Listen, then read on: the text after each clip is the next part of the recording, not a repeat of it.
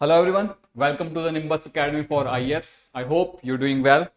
And today from your mains perspective, we are going to have a discussion on previous year questions and the important topics from your GS1, Unit 1, Sub-Unit 1, जो mainly constitute करता है आपका history का portion, जिसको हम further bifurcate करेंगे दो sub sections में.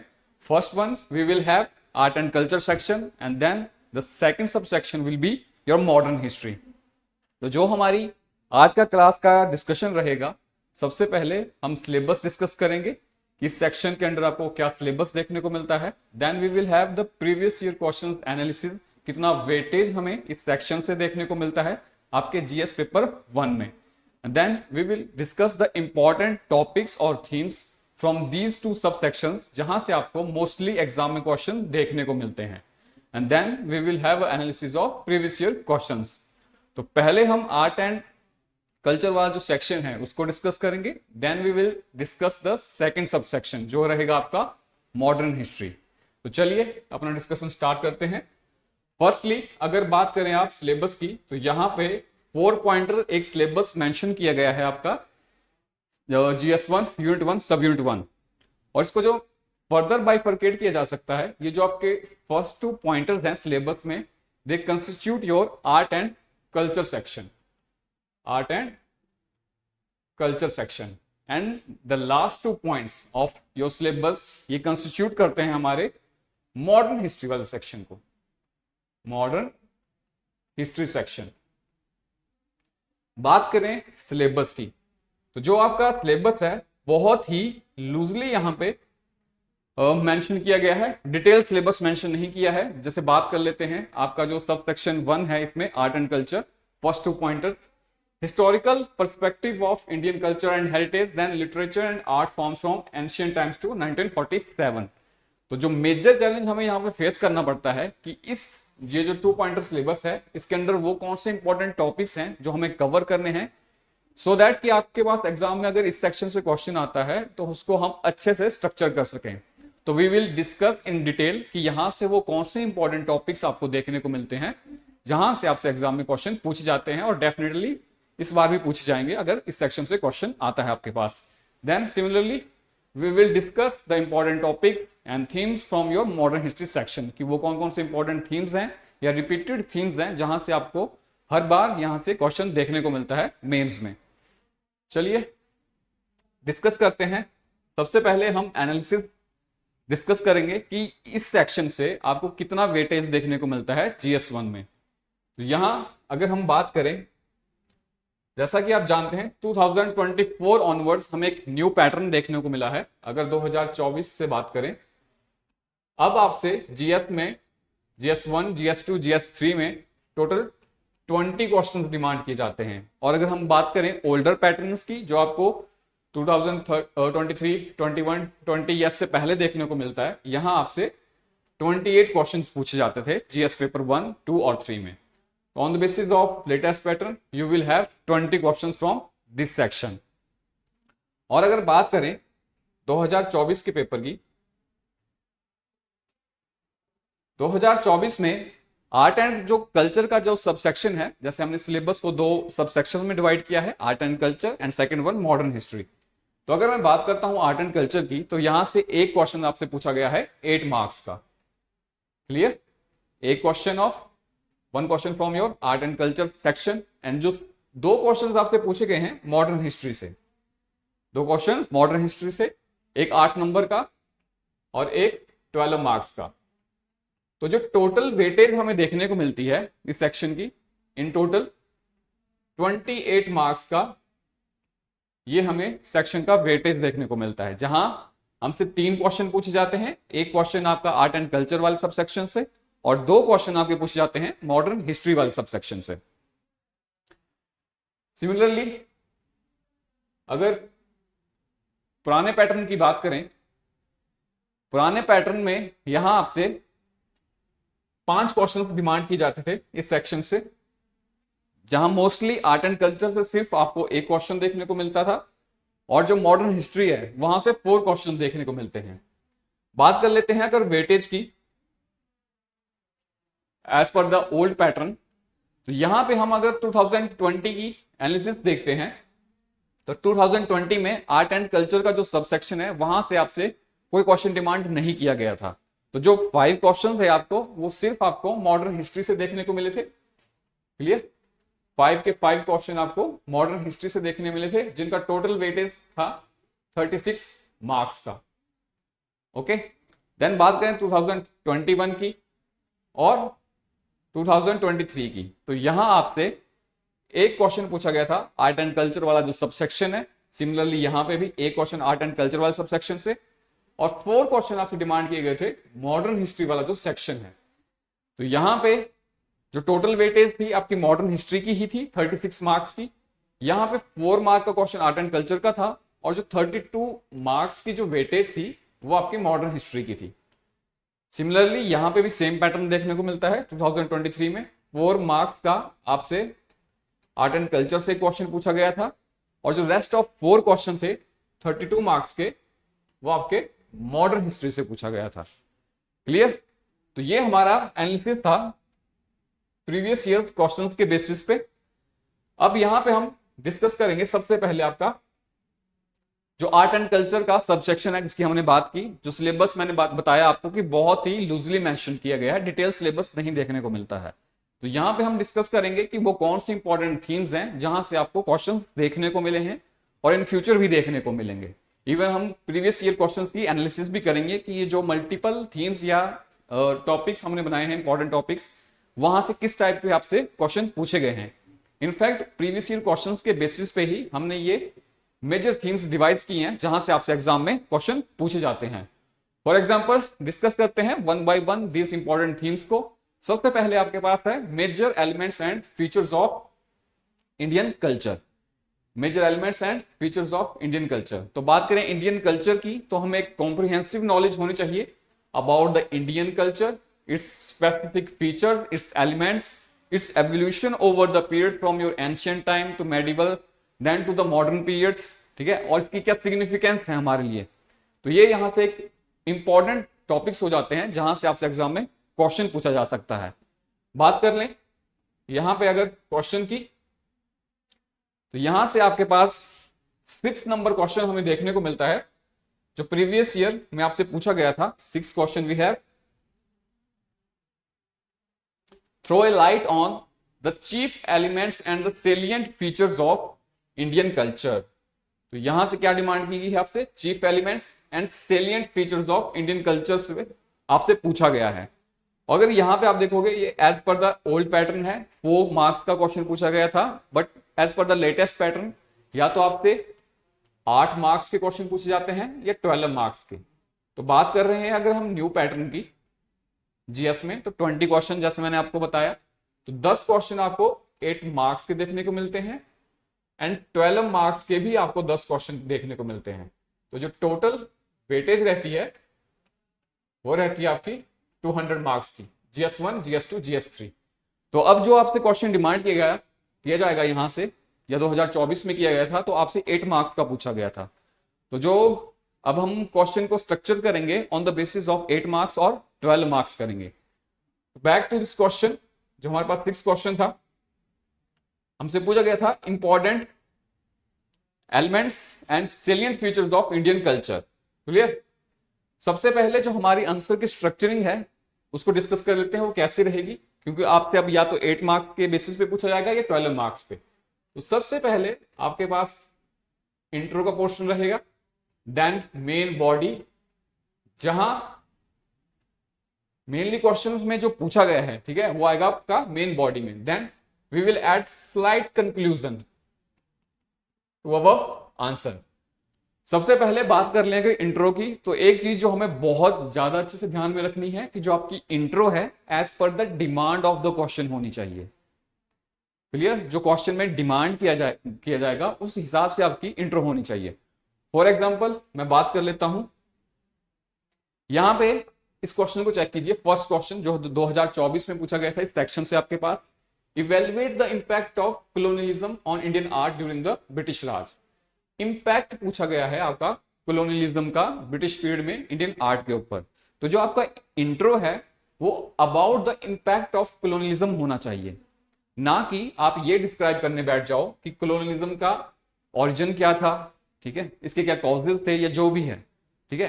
कॉलोनियलिज्म से कोई लेना देना नहीं है, आपका जो मेन इंट्रो है अबाउट द इम्पैक्ट होना चाहिए कि कैसे कॉलोनियलिज्म ने इंडियन आर्ट को इम्पैक्ट किया है। Clear? Then we will discuss the important main body, जो इम्पैक्ट है पॉजिटिव नेगेटिव दोनों डिस्कस करेंगे। Then we will add the slight conclusion.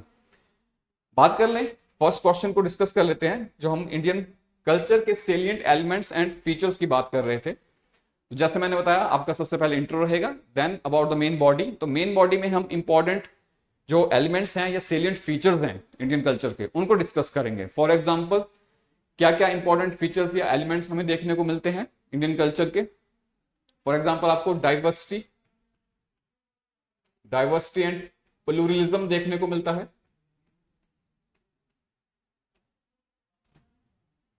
Diversity on the basis of language हमें देखने को मिलती है। Language on the basis of religion आपको डाइवर्सिटी देखने को मिलती है। ऑन द बेसिस ऑफ क्यूजन्स देखने को मिलती है, जो आपकी फूड हैबिट्स होती हैं, ऑन द बेसिस ऑफ क्यूजन्स, ठीक है। तो ये आपका वन ऑफ द फीचर्स है इंडियन कल्चर का। और यहां पे आपको एग्जांपल भी कोट करने हैं। फॉर एग्जांपल, अगर मैं लैंग्वेज के बेसिस पे डाइवर्सिटी की बात करूं तो आप कोट कर सकते हो कि as per constitution of India it recognises 22 official languages. Clear? बात कर रहे हैं रिलीजन के बेसिस पे डाइवर्सिटी की, तो आप जानते हैं India is home to the origin of 4 major religion. For example, Hinduism, then we have Buddhism, Jain and Sikhs. वैसे ही cuisines on the basis of north and south divide आप मेंशन कर सकते हैं। इस तरह से आप जो मल्टीपल फीचर्स हैं इंडियन कल्चर के, उनको मेंशन करेंगे। फॉर एग्जांपल, आपको देखने को मिलता है a balance between the spirituality and materialism, then emphasis on ethics and values देखने को मिलता है। Rich heritage of art architecture देखने को मिलता है हमें। तो ये कुछ एक इंपॉर्टेंट सेलिएंट फीचर्स हैं इंडियन कल्चर के, जो आपको पता होने चाहिए। क्लियर? बात करते हैं नेक्स्ट थीम की। तो नेक्स्ट थीम हमें देखने को मिलती है यहां से, impact of migration and colonialism on India's cultural heritage. जो सेकंड थीम है, इंपैक्ट पूछा गया है माइग्रेशन का और कॉलोनियलिज्म का इंडियन कल्चरल हेरिटेज के ऊपर। तो एक प्रीवियस ईयर क्वेश्चन डिस्कस कर लेते हैं कि यहां से आपसे किस टाइप का क्वेश्चन डिमांड किया गया है। यहां से अगर क्वेश्चन की बात करें तो अगर फर्स्ट ही क्वेश्चन ले लेते हैं हम, जो 2024 में रिसेंटली आपसे पूछा गया था, evaluate the impact of colonialism on Indian art during the British Raj. तो जैसे मैंने बताया कि कॉलोनियलिज्म की वजह से या माइग्रेशन की वजह से, माइग्रेशन बोथ आपकी इंटरनल माइग्रेशन भी हो सकती है, एक्सटर्नल माइग्रेशन भी हो सकती है, और जो इंपैक्ट है आपको बोथ पॉजिटिव और नेगेटिव इंपैक्ट देखने को मिलता है। क्लियर? तो दोनों आपको पता होना चाहिए, पॉजिटिव एंड नेगेटिव सेंस में। सिमिलरली कॉलोनियलिज्म का जो हमें पॉजिटिव और नेगेटिव इंपैक्ट देखने को मिलते हैं इंडियन कल्चरल हेरिटेज पे, वो आपको पता होने चाहिए। फॉर एग्जांपल, अगर हम कुछ एक इंपैक्ट डिस्कस कर लें कॉलोनियलिज्म के, फॉर एग्जांपल आपको ब्रिटिशर्स के under decline in patronage system देखने को मिलता है। Decline in patronage system. इसके अलावा we see the influence of western styles. और अगर मैं पॉजिटिव इंपैक्ट्स की बात कर लूं तो we see a rise of nationalist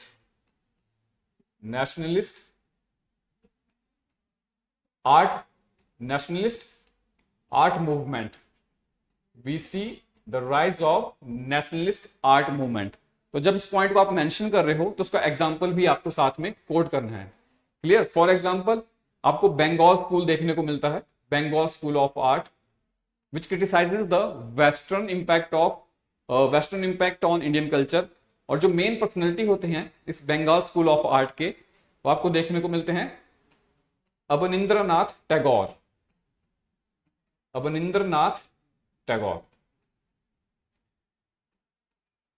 similarly migration के जो भी पॉजिटिव एंड नेगेटिव इंपैक्ट्स देखने को मिलते हैं over the period of time, वो आपको पता होने चाहिए। देन मूव करते हैं, हमारे पास जो नेक्स्ट थीम हमें देखने को मिलती है, सिग्निफिकेंस ऑफ एंशिएंट लिटरेचर। ये भी एक इंपॉर्टेंट थीम है और यहां से आपसे प्रीवियस ईयर में 2 क्वेश्चन पूछे गए हैं एंशिएंट लिटरेचर की सिग्निफिकेंस के ऊपर। लिटरली इसी वर्डिंग पे आपसे क्वेश्चन पूछा गया है। फॉर एग्जाम्पल अगर हम क्वेश्चन की बात कर लें, यहां पे आपसे संगम लिटरेचर का और एंशियंट जैन लिटरेचर का, Sangam literature and ancient Jain literature के सिग्निफिकेंस पे क्वेश्चन पूछे गए हैं। हो सकता है नेक्स्ट टाइम आपसे बुद्धिस्ट जो लिटरेचर है,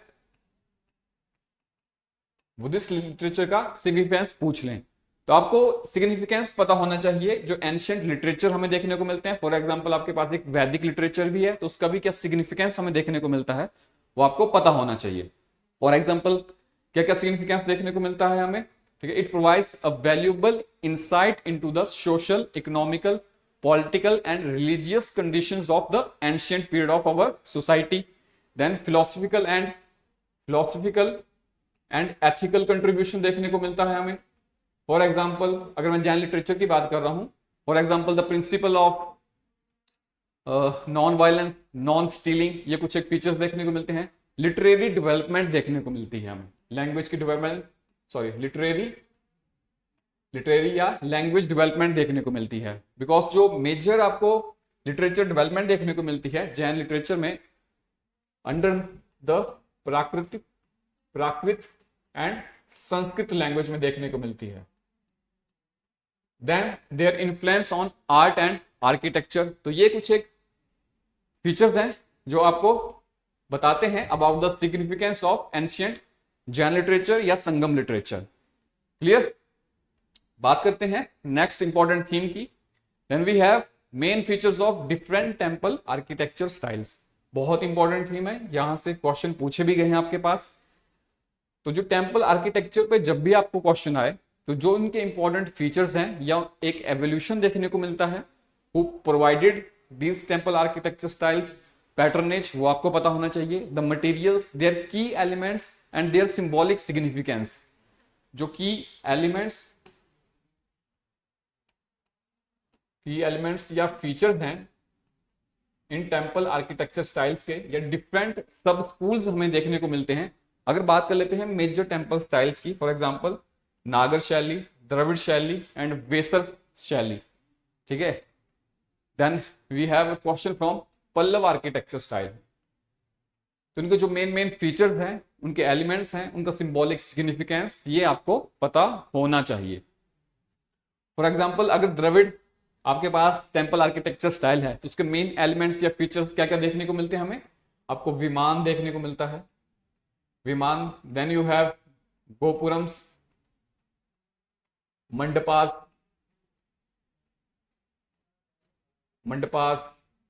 देन द्वारपाल्स हैं, ठीक है। कंपाउंड वॉल्स हमें देखने को मिलती हैं, वाटर टैंक्स देखने को मिलते हैं। तो ये जो वेरियस फीचर्स हैं हर एक टेम्पल आर्किटेक्चर स्टाइल्स के, वो आपको पता होना चाहिए।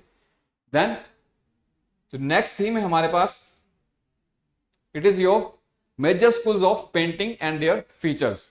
तो यहां से आपसे एग्जाम में क्वेश्चन पूछा गया था about the 7th question we have, throw a light on the salient feature of Mughal paintings. As per the old pattern 4 marks का ही क्वेश्चन था, 7th क्वेश्चन। तो बात कर लेते हैं मेजर स्कूल ऑफ पेंटिंग्स की। तो जैसे आपसे मुगल स्टाइल पे क्वेश्चन पूछा गया है, सिमिलरली हमें कुछ और मेजर स्कूल्स ऑफ पेंटिंग देखने को मिलते हैं जिनका आपको पता होना चाहिए। For example Rajput school of painting, we have Pahari school of painting and then the modern paintings. तो जो जो इनके मेजर फीचर्स हैं वो आपको पता होना चाहिए। For example there style of painting, the type of material या कलर्स दे यूज्ड, वो आपको पता होना चाहिए। फॉर एग्जांपल जैसे आपके पास मुगल स्कूल ऑफ पेंटिंग के फीचर्स पूछे गए थे, तो जो मुगल स्कूल है उसके जो बेसिक फीचर्स हमें देखने को मिलते हैं, first one we have miniature format आपको देखने को मिलता है, miniature format, synthesis of different styles, for example Persian influence आपको देखने को मिलेगा, इंडियन इन्फ्लुएंस देखने को मिलेगा। देन मेन फोकस और एम्फेसिस देखने को मिलता है रियलिज्म पे एंड नेचुरलिज्म पे, रियलिज्म एंड नेचुरलिज्म, ठीक है। डाइवर्स सब्जेक्ट मैटर्स देखने को मिलते हैं। फॉर एग्जांपल जो रॉयल फिगर्स के पोर्ट्रेट्स हैं या कोर्ट सीन्स हैं, वो हमें ज्यादा देखने को मिलते हैं under the Mughal school of painting. तो सिमिलरली जो वेरियस अदर स्कूल्स हैं उनके बारे में भी आपको सिमिलर इंफॉर्मेशन होनी चाहिए। देन जो नेक्स्ट थीम है आपके पास, architecture and sculpture, architecture and sculpture during the Indus Valley civilization, your Mauryan era, post Mauryan era, Gupta age जिसको golden age of Indian art and culture कहा जाता है, then संगम period, Indo Islamic style, Mughal period में, and European influence. तो ये सब आपको important headings हैं, ये टॉपिक्स हैं जिनके बारे में आपको इन्फॉर्मेशन होनी चाहिए। For example Indus valley civilisation के टाइम पे जो टाइप ऑफ आर्किटेक्चर था, जो आपको टाउन प्लानिंग देखने को मिलती है, इरिगेशन ड्रेनेज सिस्टम है, सीवेज सिस्टम है, वो आपको पता होना चाहिए। जो पॉटरी की एक डेवलपमेंट देखने को मिलती है इंडस वैली सिविलाइजेशन में, उसका आपको आइडिया होना चाहिए। देन मॉडर्न एरा में जो आर्ट एंड कल्चर की एडवांसमेंट देखने को मिलती है, पोस्ट मॉडर्न एरा में देखने को मिलती है। गुप्ता एज इंपॉर्टेंट है, इसको गोल्डन एज क्यों कहा जाता है, what were the various social and economic conditions की जो आपकी गुप्ता एज है, इसको गोल्डन एज कहा जाता है। कौन कौन सी हमें आर्ट एंड आर्किटेक्चर फील्ड में डेवलपमेंट या एडवांसमेंट्स देखने को मिलती हैं अंडर द गुप्ता एज, या फिर आपको पेंटिंग्स में जो एडवांसमेंट्स देखने को मिलती हैं साइंटिफिक फील्ड में। For example development of decimal system, zero system, ठीक है, develop. And then literary advancements जो हमें ड्यूरिंग द गुप्ता एज देखने को मिलती हैं। फॉर एग्जांपल गुप्ता एज को संस्कृत लैंग्वेज के एडवांसमेंट के लिए गोल्डन पीरियड कहा जाता है। तो इसके अंदर जो वेरियस ऑथर्स हैं, फॉर एग्जांपल आपके पास कालिदास हैं, कालिदास के जो वर्क सब्जेक्ट्स हैं उनकी इन्फो आपको होनी चाहिए, clear. Then similarly for the Sangam period, Indo Islamic style, Mughal period में जो एडवांसमेंट्स देखने को मिलती हैं। देन यूरोपियन इन्फ्लुएंस, चाहे पोर्तुगीज हो आपके पास या ब्रिटिशर्स हो। ब्रिटिशर्स की बात कर लें अगर, ब्रिटिशर्स के अंदर जो आपको देखने को मिलती है इंडो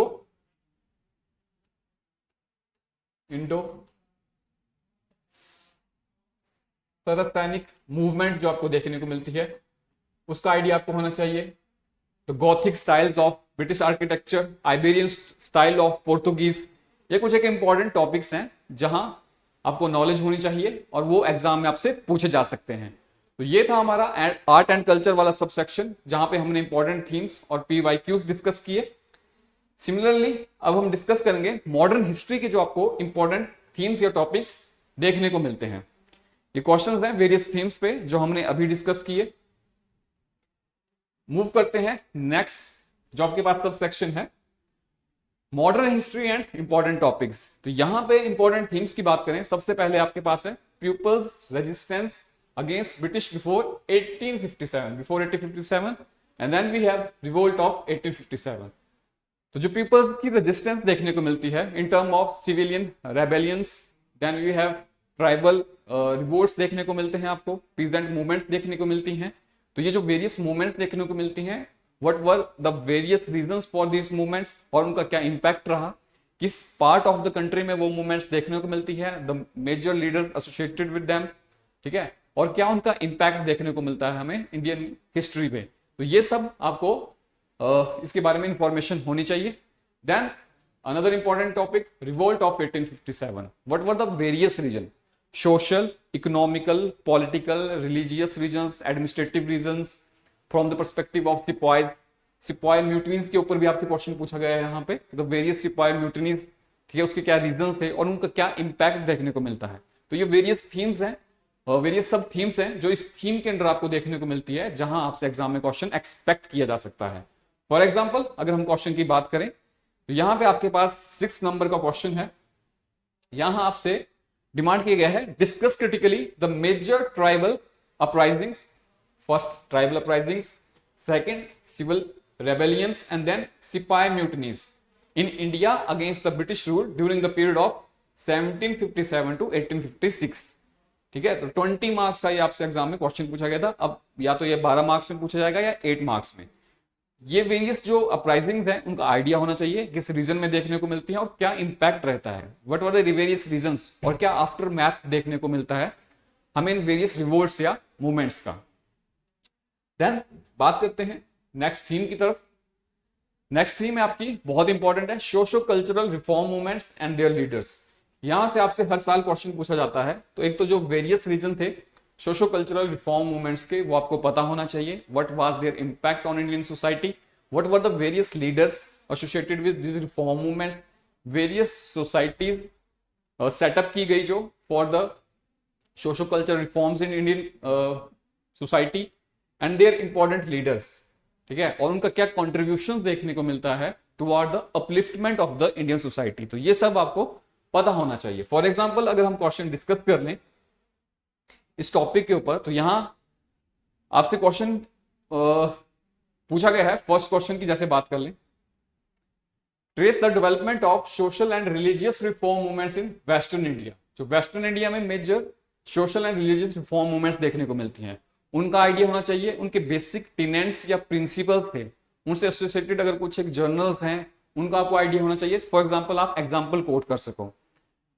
फॉर एग्जाम्पल अगर वेस्टर्न इंडिया की बात करें तो यहां पे आपको प्रार्थना समाज देखने को मिलता है, आर्य समाज देखने को मिलता है। तो जो बेसिक प्रिंसिपल थे इन समाज के, ठीक है, और for the upliftment of society उन्होंने क्या क्या किया, वो आपको एक आइडिया होना चाहिए।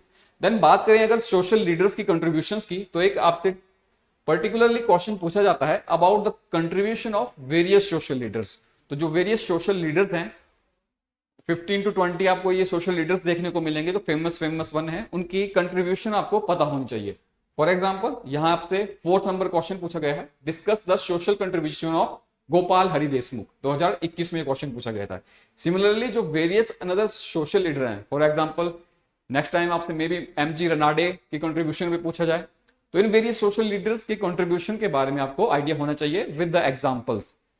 क्लियर? मूव करते हैं नेक्स्ट थीम है आपके पास, third one, role of eminent personalities. Role of eminent personalities in India's freedom movement. तो यहां पे किस टाइप के क्वेश्चन आपसे डिमांड किए जाते हैं? तो जो वेरियस आइडियोलॉजीज से रिलेटेड लीडर्स हैं जो हमें इंडियन फ्रीडम मूवमेंट में देखने को मिलते हैं, चाहे वो आपके पास मॉडरेट्स हों, आपके पास एक्सट्रीमिस्ट हों, then we have revolutionary leaders, then we have socialism related leaders, for example Subhash Chandra Bose, Jawaharlal Nehru, and then when the leaders who work for the upliftment of the peasants. तो इन पर्सनैलिटीज के कंट्रीब्यूशन के बारे में आपको आइडिया होना चाहिए, क्योंकि इनका एज इट इज कंट्रीब्यूशन पूछा जाता है toward the India's freedom movement. For example अगर हम बात करें प्रीवियस ईयर क्वेश्चंस की, तो यहां आपसे क्वेश्चन पूछा गया है, 5th नंबर क्वेश्चन है हमारे पास, हाईलाइट द कंट्रीब्यूशन ऑफ रास Bihari Bose in Indian freedom struggle. Literally wording पे ही आपसे क्वेश्चन पूछ लिया गया है। तो सिमिलरली जो वेरियस अनदर लीडर्स हैं और जो मेजर एमिनेंट लीडर्स हैं, उनका आइडिया आपको होना चाहिए और उनकी क्या कंट्रीब्यूशन है इंडियन फ्रीडम मूवमेंट में, वो आपको पता होना चाहिए। Then we have next theme, governor generals, viceroys and important events during their tenure. Governor generals, viceroys and important events their tenure. यहां से लिटरली इसी लैंग्वेज पे आपसे क्वेश्चन पूछे गए हैं और प्रीवियस 3 और 4 ईयर से पूछे जा रहे हैं। तो यहां से क्या क्वेश्चन इंपॉर्टेंट हो जाता है, तो 1773 से लेके, ठीक है, 1947 के पीरियड के बीच में जो वेरियस आपको गवर्नर जनरल्स या वाइसरॉयज देखने को मिलते हैं, उनके टेन्योर का आपको आइडिया होना चाहिए और उनके टेन्योर में जो मेजर पॉलिटिकल, सोशल, एडमिनिस्ट्रेटिव जो भी इवेंट्स आपको देखने को मिलते हैं, कम से कम 5 to 6 पॉइंट्स में आपको आइडिया होना चाहिए कि इनके टेन्योर के अंदर वेरियस इंपॉर्टेंट कौन से इवेंट हमें देखने को मिलते हैं। क्लियर? फॉर एग्जाम्पल अगर हम प्रीवियस ईयर क्वेश्चंस को डिस्कस करते हैं, यहां पे फॉर एग्जाम्पल 4th क्वेश्चन है आपके पास, ठीक है, 3 इंपॉर्टेंट इवेंट्स पूछे गए हैं during the tenure of Lord Ellenborough. Similarly जो वेरियस अदर आपके पास गवर्नर जनरल हैं, उनके टेन्योर से भी आपसे क्वेश्चंस पूछे गए हैं, तो ये आपको ध्यान में रखना है। मूव करते हैं, जो हमारी नेक्स्ट थीम है, prominent leaders and their visions related to India's freedom movement, ideological differences and similarity. तो यहां पे हाल ही में 2024 में हमें एक क्वेश्चन देखने को मिला है इसी थीम के ऊपर, highlight the similarities and differences between Bal Gangadhar Tilak and Mahatma Gandhi's approach to the Indian freedom struggle, 12 marks में। तो सिमिलरली जो वेरियस अदर लीडर्स हैं, ठीक है, उनकी आइडियोलॉजिकल डिफरेंसेस या सिमिलरिटीज पे भी आप क्वेश्चन एक्सपेक्ट कर सकते हो। For example may be next time आपसे महात्मा गांधी और भीमराव अंबेडकर पे क्वेश्चन पूछ ले। महात्मा गांधी या Subhash Chandra Bose, Mahatma Gandhi, then we have Lala Lajpat Rai, ठीक है। तो ये जो बेसिक सिमिलरिटीज और डिफरेंसेस हैं ऑन देयर आइडियोलॉजीज वो आपको पता होनी चाहिए। क्लियर। और यहां पे जो आपके ये डिफरेंसेस और सिमिलरिटीज हैं, ये जो वेरियस स्फीयर्स हैं, फॉर एग्जांपल पॉलिटिकल स्फीयर में, इकोनॉमिक स्फीयर में, रिलीजियस स्फीयर में, ठीक है, डिफरेंट स्फीयर्स में इनके जो बेसिक बिलीफ्स हैं वो हमें पता होना चाहिए ताकि हम उनको कंपेयर कर सकें और देख सकें कि क्या हमें सिमिलरिटीज या डिफरेंसेस देखने को मिलती हैं। क्लियर। तो ये जो वेरियस लीडर्स हैं उनकी आइडियोलॉजिकल डिफरेंसेस पे आपको पता होना चाहिए। देन जो नेक्स्ट थीम है आपके पास, की provisions of the important acts. की प्रोविजंस ऑफ इंपॉर्टेंट एक्ट्स, इसको अगर हम डिस्कस करते हैं तो रेगुलेटिंग एक्ट ऑफ 1773 से लेके रेगुलेटिंग एक्ट ऑफ 1773 से लेके इंडियन इंडिपेंडेंस एक्ट ऑफ 1947 तक जो हमें मेजर एक एक्ट्स देखने को मिलते हैं, उनके मेन प्रोविजंस के बारे में और उनका क्या इंपैक्ट देखने को मिलता है हमें, वो आपको इन्फो होनी चाहिए। फॉर एग्जांपल अगर क्वेश्चन की बात कर लूं, यहां पे आपसे पूछा गया है important features of charter act of 1813। Similarly एक क्वेश्चन आपका गवर्नमेंट ऑफ इंडिया एक्ट 1858 पे भी पूछा गया है। तो ये जितने भी चार्टर एक्ट हैं, आपके इंडियन काउंसिल एक्ट्स हैं या गवर्नमेंट ऑफ इंडिया एक्ट हैं, वो हमारे लिए इंपॉर्टेंट हो जाते हैं। रेगुलेटिंग एक्ट है आपके पास, पिट्स एक्ट है, तो इनके जो मेन फीचर्स हैं, ठीक है, और उनका क्या इंपैक्ट देखने को मिलता है वो हमें पता होना चाहिए। बात करें नेक्स्ट थीम की, next theme we have economic policies of British India oblique the famines under British rule in India. तो जो वेरियस इकोनॉमिक पॉलिसीज देखने को मिलती हैं ब्रिटिशर्स की, उसका क्या इंपैक्ट देखने को मिलता है हमें इंडियन सोसाइटी पे, both positive and negative. For example we see decline और destruction of traditional Indian industries, we see the rise of modern industries, development of dedicated infrastructure regarding the industries. Then due to these economic policies, for example जो land revenue policies हैं आपकी, ठीक है, Mahalwari system, ryotwari system, जमींदारी system, उनके basic features, उनका क्या impact, उनमें क्या शॉर्ट कमिंग्स थी, वो सब आपको आइडिया होना चाहिए। और इन इकोनॉमिक पॉलिसीज की वजह से जो एक फेमाइन्स देखने को मिलते हैं हमें ब्रिटिश रूल्स के अंडर, वो आपको आइडिया होना चाहिए।